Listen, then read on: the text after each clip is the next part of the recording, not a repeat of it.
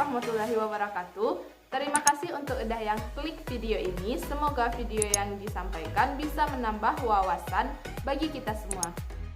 Untuk itu jangan lupa like, share, and subscribe channel YouTube ini dan juga tinggalkan komen-komentarnya setelah menyelesaikan video.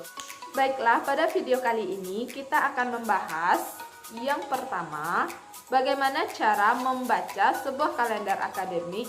Yang kedua, bagaimana cara merancang rincian minggu efektif. Dan yang ketiga, bagaimana cara merancang prota atau program tahunan. Dan yang keempat, bagaimana merancang sebuah promes atau program semester. Dan yang kelima, bagaimana merancang sebuah KKM. Untuk itu, mari kita bahas materi ini satu-satu. Check it out.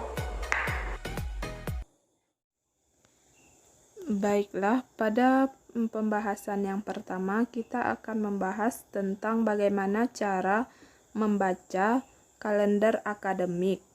Pada video kali ini saya menggunakan kalender akademik tahun ajaran 2020-2021, kalender akademik MAN 4 Agam.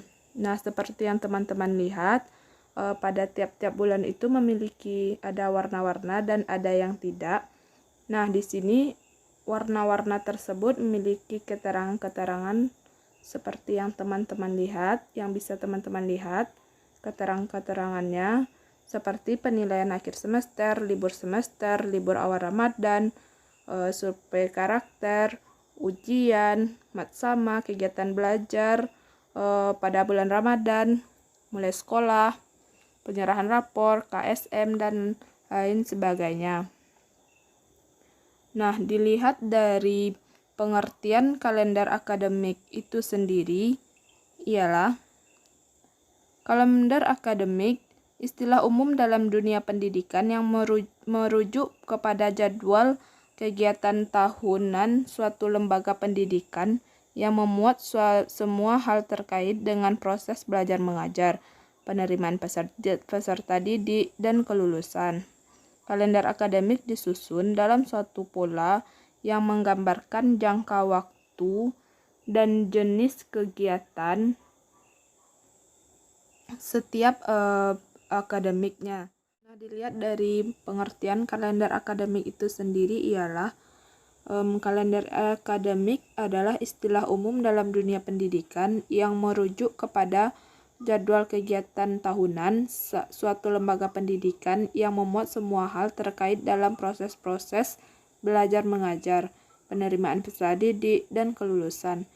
Kalender akademik disusun dalam satu pola yang menggambarkan jangka waktu dan jenis kegiatan akademik. Kita lanjut pada pembahasan yang kedua mengenai bagaimana cara merancang minggu efektif dari kalender akademik yang kita bahas sebelumnya.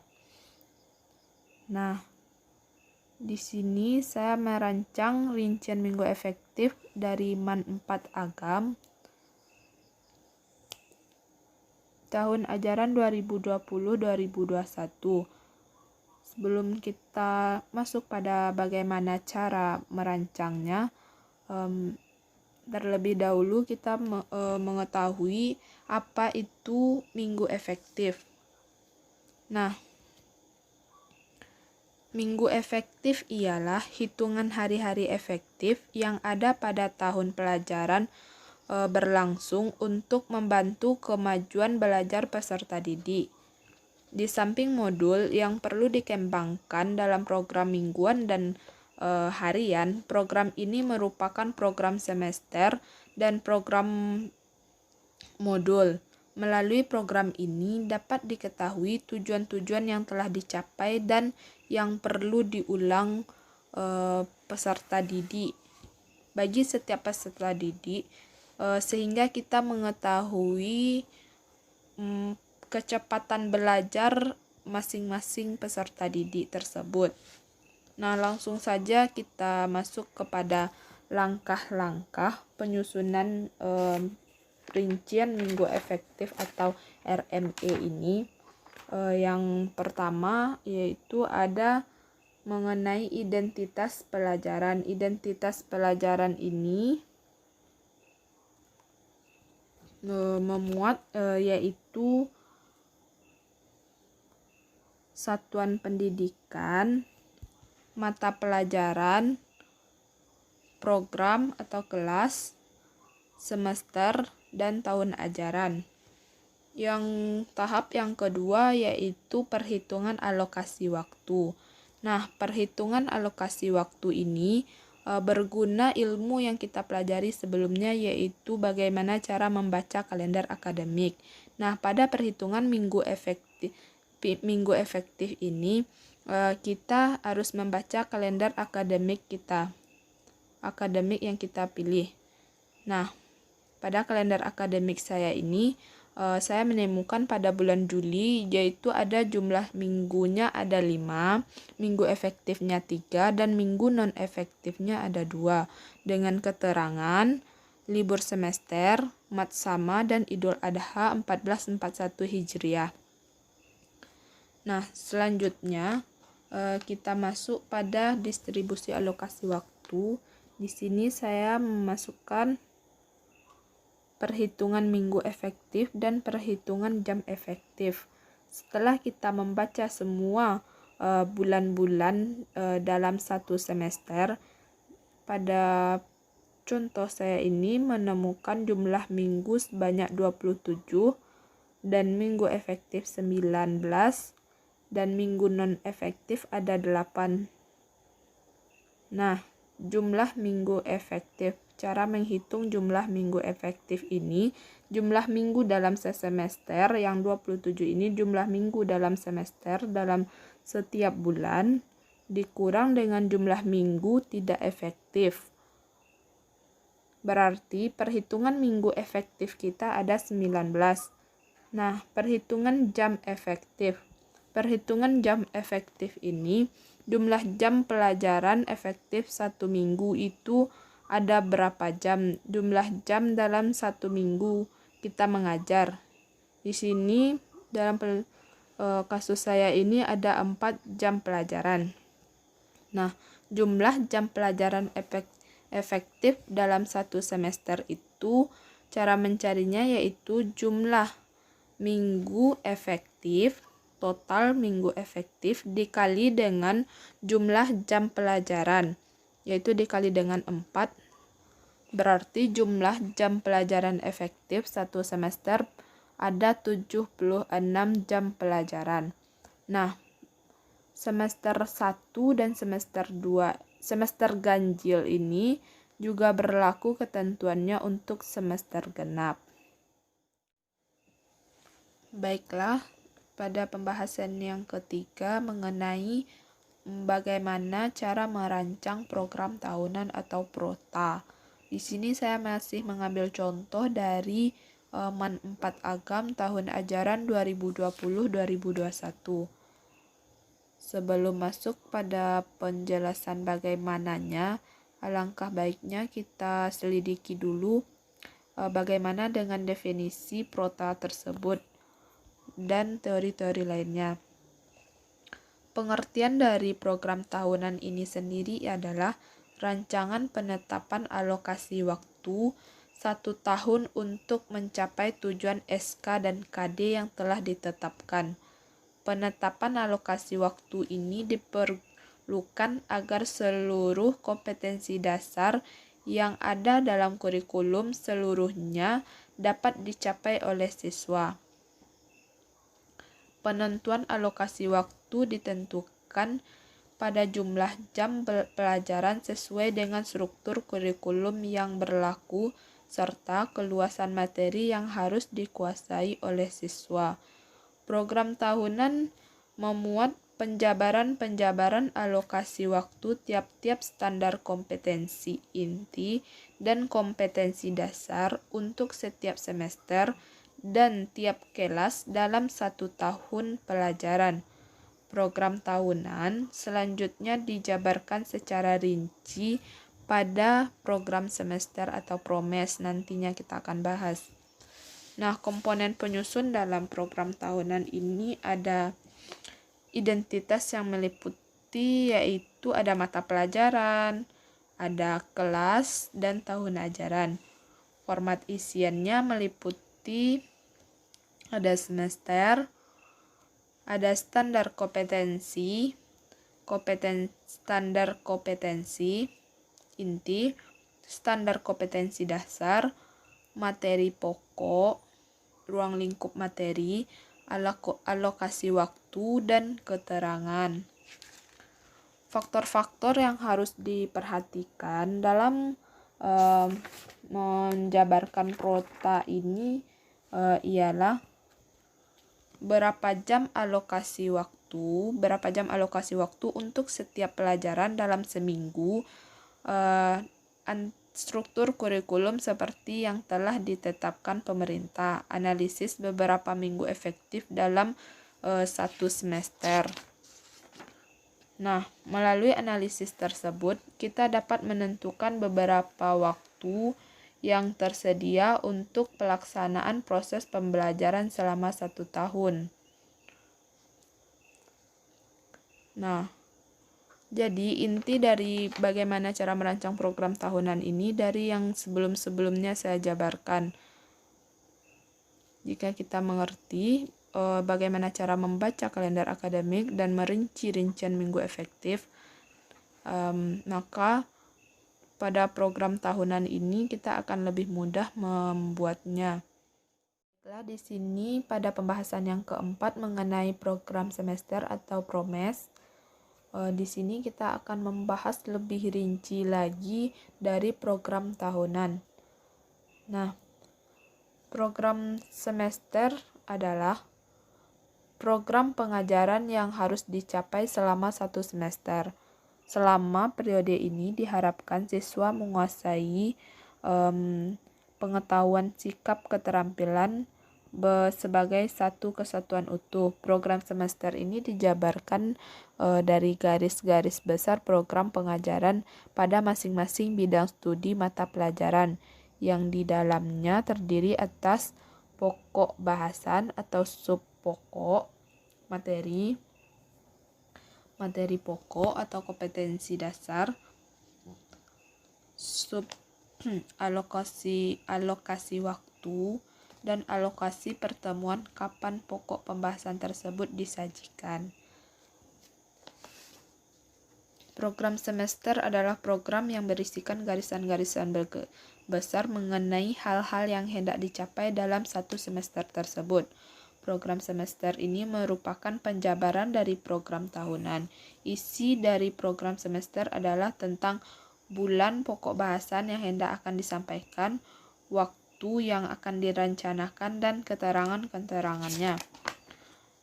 Nah, langkah-langkah penyusunan program semester ini, langsung saja kita masuk yang pertama, yaitu kita menghitung jumlah minggu dalam kalender pada setiap semesternya. Menghitung jumlah minggu tidak efektif dalam tiap semesternya. Menghitung minggu efektif dalam setiap semesternya. Dan menghitung jumlah jam efektif dan dalam 1 semester untuk semua mata pelajaran. Menjabarkan jam efektif untuk setiap kompetensi dasar dan menggunakan kompetensi dasar pada setiap semester dan menuangkan hasil analisa dalam format program semester seperti yang bisa saudara-saudara atau teman-teman lihat seperti yang saudara lihat seperti ini. Di sini kan ada materi pokok, kompetensi dasarnya, misalnya persamaan dan ketidaksamaan nilai mutlak dari bentuk linear variabel. Nah, jumlah jam pelajarannya dalam 1 semester ada 16 jam pelajaran. Nah, pada bulan Juli ini kan ada 5 minggu dan 2 minggu tidak efektifnya. Pada tiap minggu ada 4 jam pelajaran, ada 4 jam pelajarannya.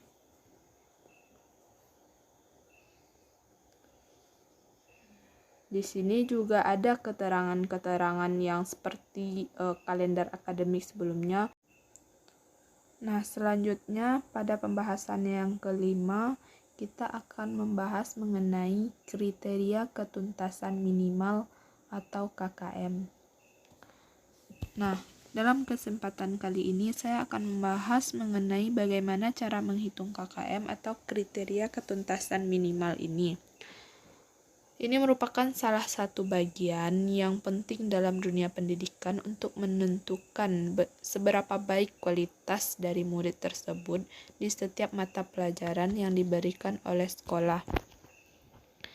Nah, KKM ini definisinya atau merupakan kriteria batasan nilai paling rendah yang diberikan kepada peserta didik.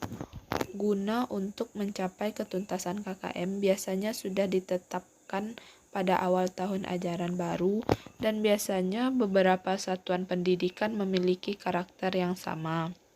Untuk menentukan KKM tersebut, kita harus memperhatikan tingkatan kemampuan rata-rata peserta didik dan itu sendiri serta kemampuan sumber daya pendukung seperti misalnya sarana prasarana yang ada di sekitar di akademik tersebut. Biasanya setiap mata pelajaran memiliki nilai KKM yang berbeda-beda tergantung tingkat kesulitannya. Nah, berikut ada langkah-langkah untuk menentukan KKM. Yang pertama, hitunglah jumlah kompetensi dasar setiap mata pelajaran di setiap kelas. Hitunglah jumlah kompetensi dasarnya atau KD-nya. Nah,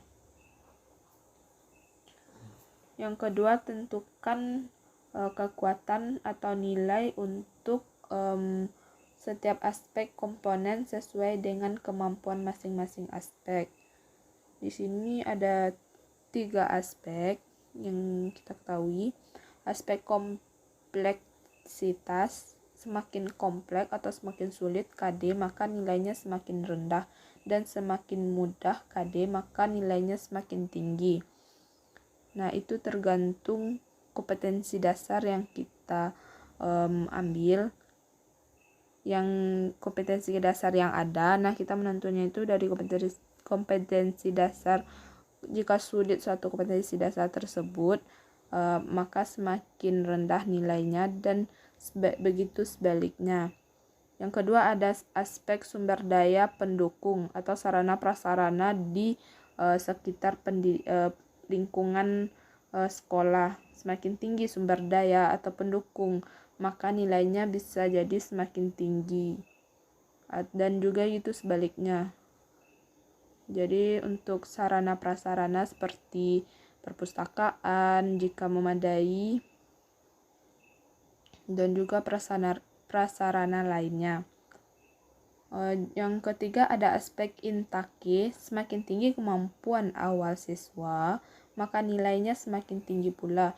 Ini bisa kita lihat pada kuis-kuis atau latihan-latihan yang kita berikan kepada siswa, daya tangkap siswa tersebut terhadap KD yang kita berikan.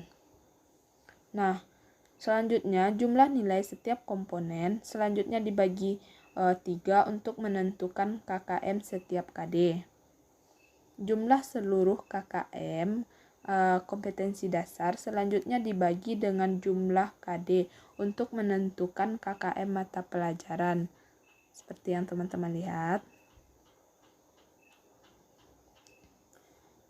Dan yang kelima, ada KKM setiap mata pelajaran pada setiap kelas tidak sama, tergantung pada kompleksitas KD dan daya dukung serta potensi dari si anak atau siswa tersebut.